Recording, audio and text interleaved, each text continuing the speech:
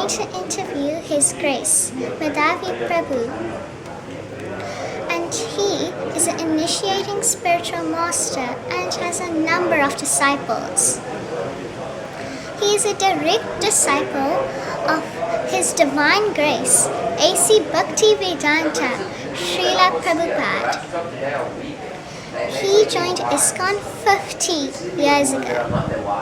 He was initiated on Ram Navami at the opening of Sri Krishna Balram Mandir in Vrindavan 1975. He came to South Africa and assisted to raise funds for Sri Sri Radha Radhanath Temple in Durban. He was asked to come and manage the temple in Cape Town. So he came with his wonderful family, especially his loving wife, Lalita Mataji, here in ISKCON Cape Town.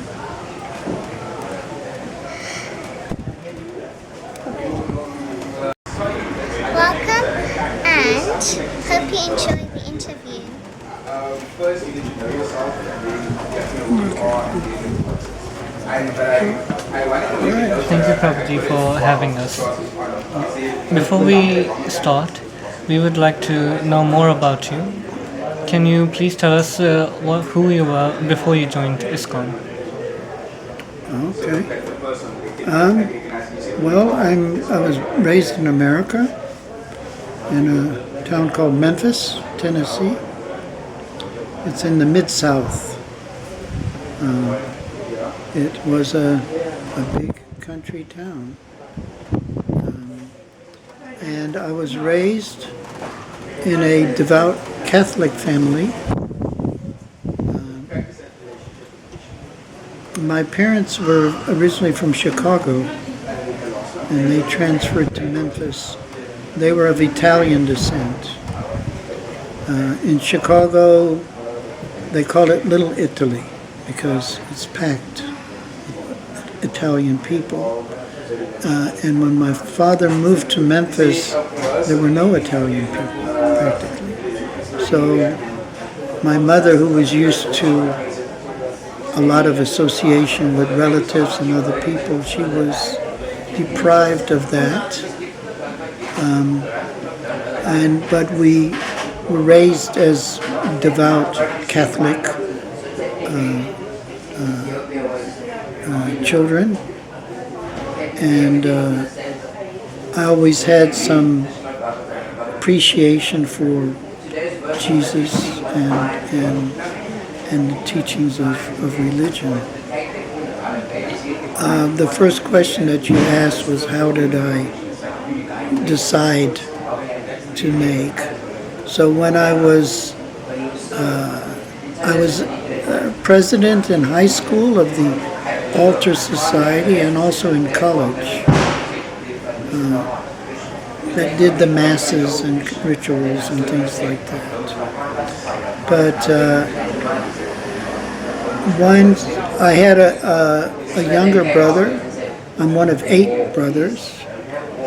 My younger brother had cerebral palsy, and when he was 12 years old, he passed away. So along with another relative that passed away, a great uncle, their deaths made me inquire more, why am I here? If you die and people forget about you, then what's the purpose of coming here at all? So I became very concerned about searching for why I was here. And I took, and in my search, I encountered Maharishi, the TM movement. I encountered martial arts. I encountered Ashtanga yoga. And basically working hard in construction. But I didn't find any satisfaction with Christian philosophy with the Maharishi meditational things, with the yoga process. So I was searching. I was reading and searching. And I heard or read that I should try to become vegetarian. And at the university in Memphis, there was a little flyer that advertised a vegetarian feast on the Krishna bus at Overton Park, which was the central park there. And I thought it would be young people with blue jeans standing on their heads. And I came around the corner and there was these shining saffron robed devotees. And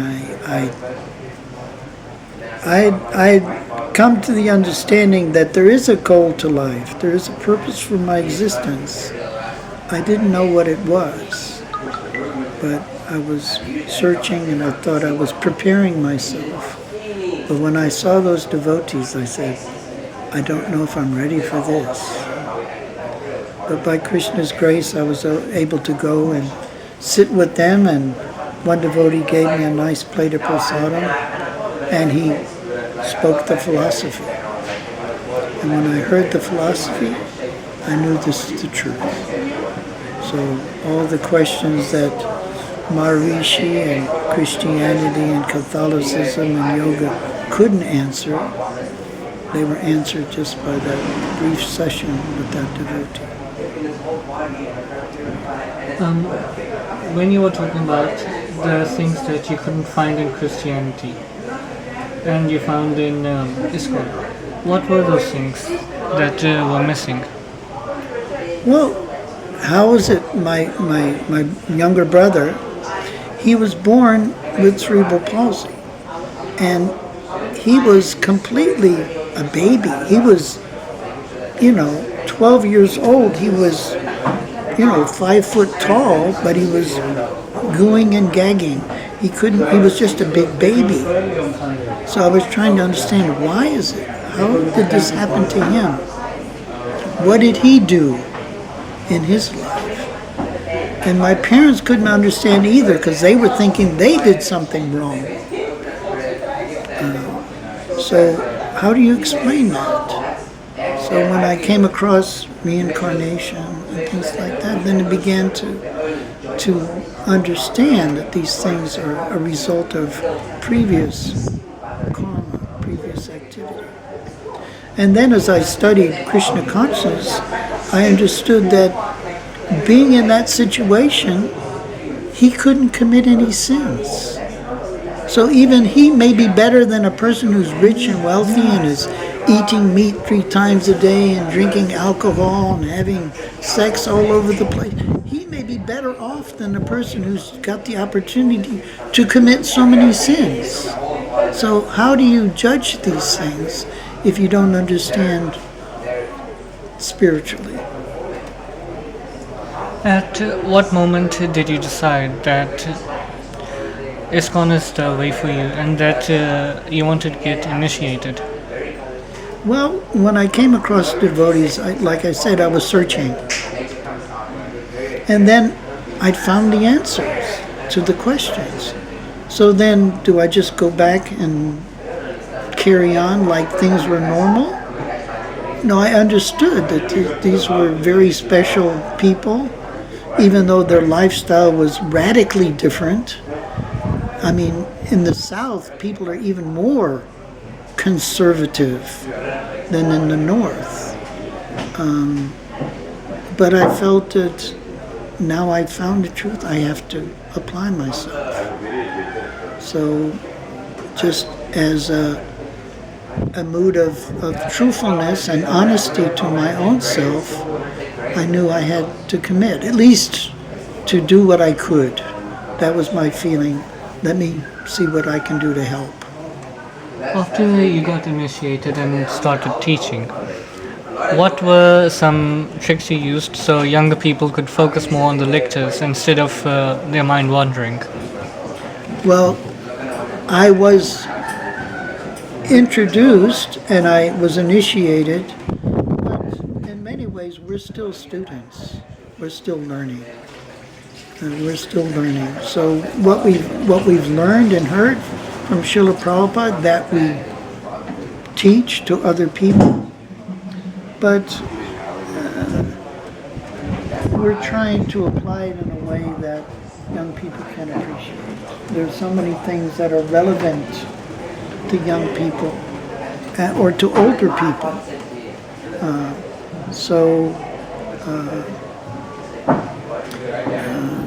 Those relevant things like stress, you're studying, and you, of course, maybe here in the South Africa there's not that much stress except what your parents put on you for being a top student. My sons went to Westerford, which when they were going there was considered the top school in South Africa. But they weren't overachievers, if you know what I mean. They just kind of, the mood wasn't there. There was those students who wanted 8 A's or 9 A's even, like that, but my children weren't there. You know, they did well, but they didn't have the desire to excel. That excelling would distance them from the people that they were associating with. So, different things that are affecting young people, we try to understand and address. But our basic principle is that, you know, we are spirit souls, we're not the body, and that we're servants of Krishna. So that's something that we're, by studying Prabhupada's books, as Gokulash Prabhu was mentioning, if we read regularly, then we understand that we have a spiritual duty, not only to ourselves, but to our families and to everyone in this world, to make spiritual progress. Do you have any advice for the people who are just starting their Krishna conscious journey? Like, for example, chanting. I try to do 4 rounds of chanting, but I also notice that my mind wanders a bit and I don't focus on it. Is there like a trick to get better at focusing on it and focus on Krishna? Well, myself, I find I will play a recording of Prabhupada chanting japa as well. Because the mind, in the Bhagavad Gita, there's that photograph of the chariot. And the driver is holding the reins and the passenger is in the car. And on each of the 5 horses, there's one of the senses. There's a nose on the one, and there's a hand on the other, there's an ear on the other, there's an eye. Like the senses. So the senses are pulling the mind. So if the mind isn't strong by the intelligence, then it gets pulled over the cliff. So our minds are strong, but our intelligence isn't. So we get spiritual intelligence from the instructions of the spiritual masters. So we have to read, and with good association, we can carry on with our practices. So I listen to, sometimes, like this morning, I'll put on Bhakti Chaitanya, chanting japa, and I'll be chanting with him, and then it'll switch over to Sachinandan Swami or Indrajuna Swami. So I try to chant with other devotees so that the vibrations come from more than just me, and that gives me strength and encouragement that other devotees are doing. Would you say it's easier to chant with a group of devotees or alone? It's better to chant with others. Because we're all endeavoring. Prabhupada said one should chant so that one can hear oneself and hear others. So again, to hear others means that you can judge their chanting. And sometimes it's nice to chant with devotees who chant better than yourself, because then you know what you can aim for. So that's good when devotees come to the temple and chant together. We came back, my wife and I, we went to Ujjain, which is near Indore in India, and we stayed at the temple there, and there were 100 brahmacharis there. And after Mangal Arti, there were, of course, devotees had to serve on the altar, but there were 70 to 80 devotees sitting in the temple room chanting. And they would chant, and there would be a circle of maybe 8 or 10 devotees, and a Tulsi Devi in the middle, and the devotees are chanting. So, hearing the other chanting, you could stop for a moment and listen to one devotee chanting very quickly, maybe, and then you heard another devotee chanting slowly, but you could get the association of these devotees chanting, and that helped you focus your mind. Well, this devotee is chanting so nicely, I can do it too. So we need that association for encouragement. And if we don't have other people in the house who are chanting at that time, then we can employ the media to give us some assistance. Thank you, Prabhu, for listening to our questions. Thank you, Prabhu, for sharing your journey and insights. It has been enlightening. To our viewers, hope you enjoyed this interview with His Grace, Medhavi Das Prabhu. If you have any questions or topics for more interviews, comment below. Thanks again, Prabhu, and Hare Krishna. Hare Krishna.